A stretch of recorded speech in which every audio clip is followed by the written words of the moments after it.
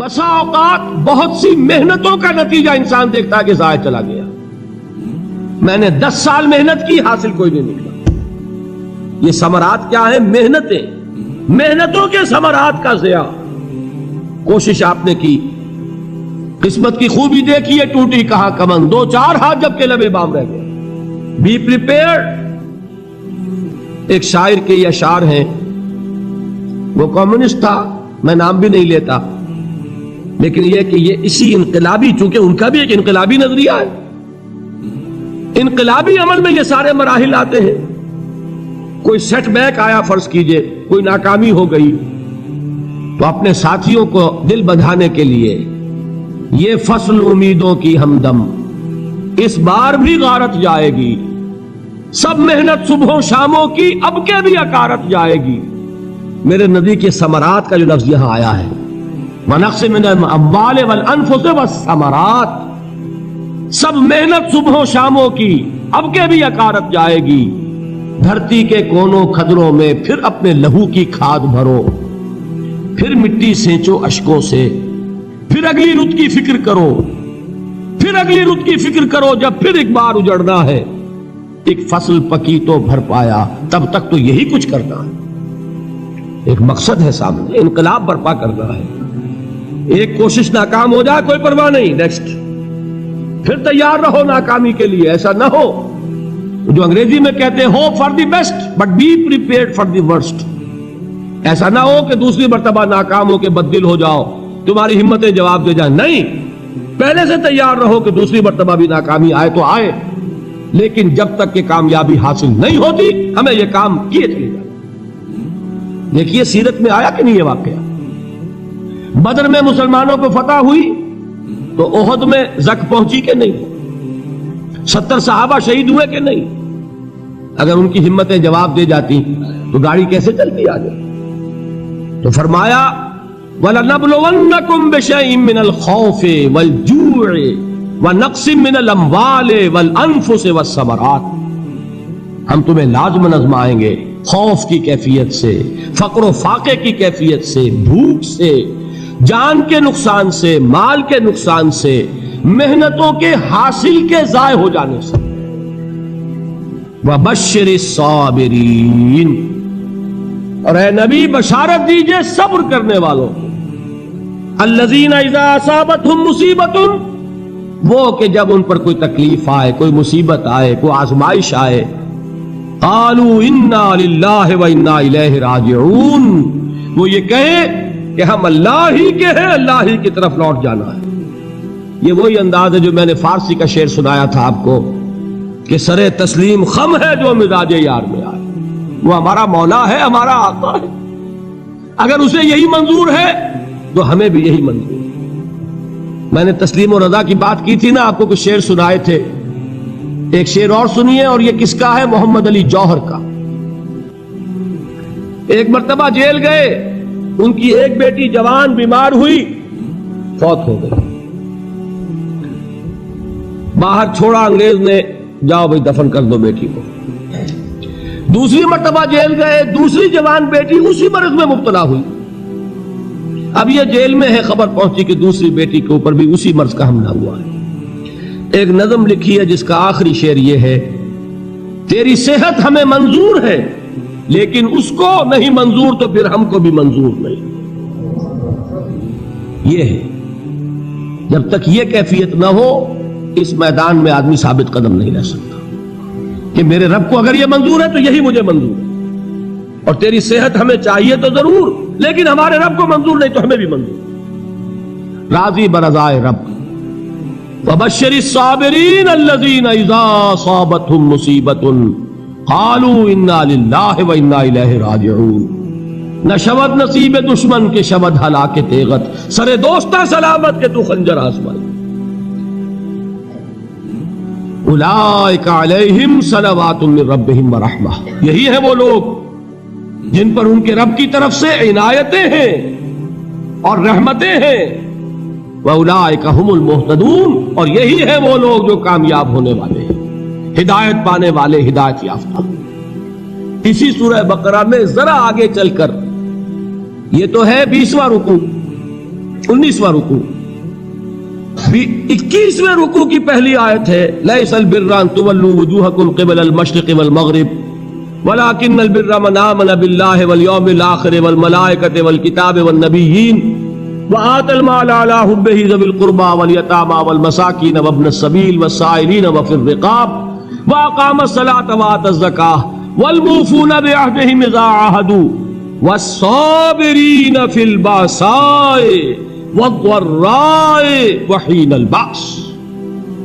اب یہ آیت جو ہے سورۃ العصر میں جو مضامین آئے تھے سارے اس میں موجود ہیں. وہاں ایمان کا لفظ آیا، یہاں 5 ایمانیات کی تفصیل آ گئی، اعمال کی تفصیل آئی، اور آخری بات وہاں کیا ہے وَتَوَاصَوْا بِالصَّبْرِ، اور یہاں کیا ہے وَالصَّابِرِينَ فِي الْبَأْسَاءِ وَالضَّرَّاءِ وَحِينَ الْبَأْسِ، اور صبر کرنے والے. اصل نیکی ان کی ہے جو صبر کریں. کس میں؟ جنگ کے وقت. ذرائے، باسائے، باسا کہتے ہیں فقر اور فاقہ. واحد آئے گا باس تو اس کے معنی جنگ، اور باسا جمع میں آئے گا تو فاقہ فقر بھوک. اور ذرائے جسمانی تکلیف، ضرر جسمانی تکلیفوں میں صبر کرنے والے، فقر اور فاقے میں صبر کرنے والے، اور جنگ کے وقت صبر کرنے والے. اولئک الذین صدقوا واولئک هم المتقون، یہ ہیں وہ لوگ جو صبر کرنے والے ہیں، یہ ہیں جو سچے ہیں، جو اپنے دعوے میں نیکی کے اور ایمان کے صادق ہیں، اور یہی وہ لوگ ہیں جو متقی. اگلی سورت ہے سورہ آل عمران، اس میں 2 لفظ آئے ہیں آخری آیت، یا ایھا الذین آمنوا اصبروا وصابروا ورابطوا واتقوا اللہ لعلکم تفلحون. دیکھیے یہاں صبر اور صابر جو تعلق جہد اور جہاد کا ہے وہی ہے صبر اور مصابرت. صبر ایک طرفہ عمل ہے، آپ جھیل رہے ہیں، برداشت کر رہے ہیں. صبر علی المعصیہ، صبر علی الطاعہ، صبر علی الابتلاء، یہ سب کیا ہے؟ صبر. اور مصابرت کیا ہے؟ صبر کا صبر سے مقابلہ. یہ سورہ آل عمران اب وقت نہیں ہے، میں آپ کو سناتا اللہ تعالیٰ نے کیسے کیسے مسلمانوں سے کہا. مسلمانوں تمہیں زک پہنچی ہے تو انہیں بھی تو پہنچی تھی. ان کے 70 نہیں مارے گئے تھے بدر میں؟ ان کے حوصلے جو ہیں وہ تو پست نہیں ہوئے، وہ اگلے سال آ گئے تم پر چڑھائی کر کے. تم کیوں اتنا برا مان رہے ہو؟ تمہارے دل اتنے زخمی کیوں ہو گئے؟ تمہیں تکلیف پہنچتی ہے تو انہیں بھی پہنچتی ہے. اپنی غیرت جو ہے ہمیں ذرا اس کا جائزہ لینا چاہیے. لوگ باطل نظریات کے لیے کتنی قربانیاں دے رہے ہیں، لوگ باطل چیزوں کے فروغ کے لیے کتنی محنتیں کر رہے ہیں.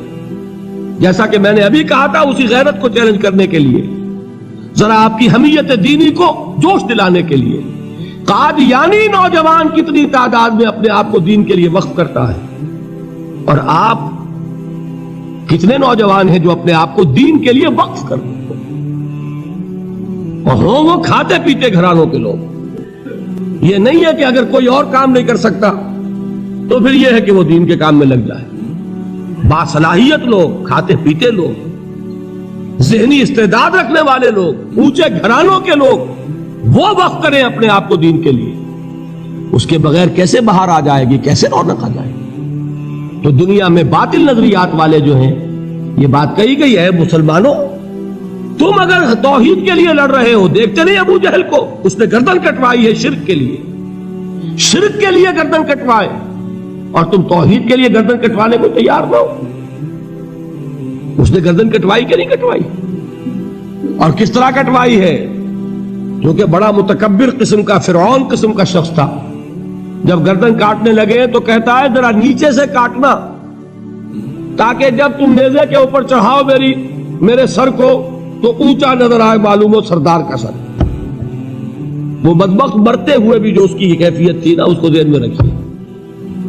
تو یہ اس لوگوں نے قربانیاں دی، جانیں دی.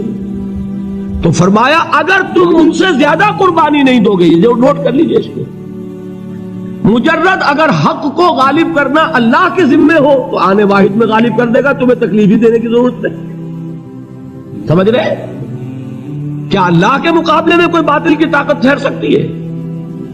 یہ تمہارے ایمان کا امتحان ہے، یہ تمہارے خلوص کی آزمائش ہے، یہ تمہارے امتحان کا ثبوت درکار ہے کہ اللہ تعالیٰ دیکھنا چاہتا ہے تم اس کے لیے اپنی جانیں قربان کرنے کو تیار ہو کہ نہیں، تم اس کے لیے تن من دن لگانے کو تیار ہو کہ نہیں۔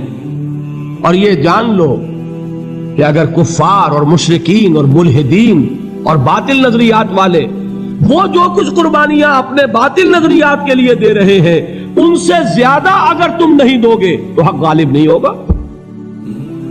انہوں نے جو صبر کیا ہے اپنے باطل نظریات پر، اگر تم اس سے زیادہ صبر کا ثبوت نہیں دو گے اپنے اس حق پر تو حق غالب نہیں ہوگا۔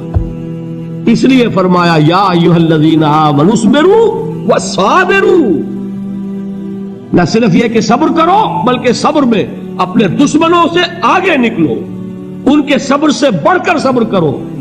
وَرَابِطُوا، مرابطہ کہتے ہیں چوکس رہنا، ہوشیار، پہرا دو، ایسا نہ ہو کہ دشمن جو ہے غفلت میں تمہارے اوپر کوئی حملہ جو ہے کر بیٹھے۔ وَاتَّقُوا اللَّهَ، اور اللہ کا تقوی اختیار کرو، لعلکم تفلحون، تاکہ تم فلاح پاؤ۔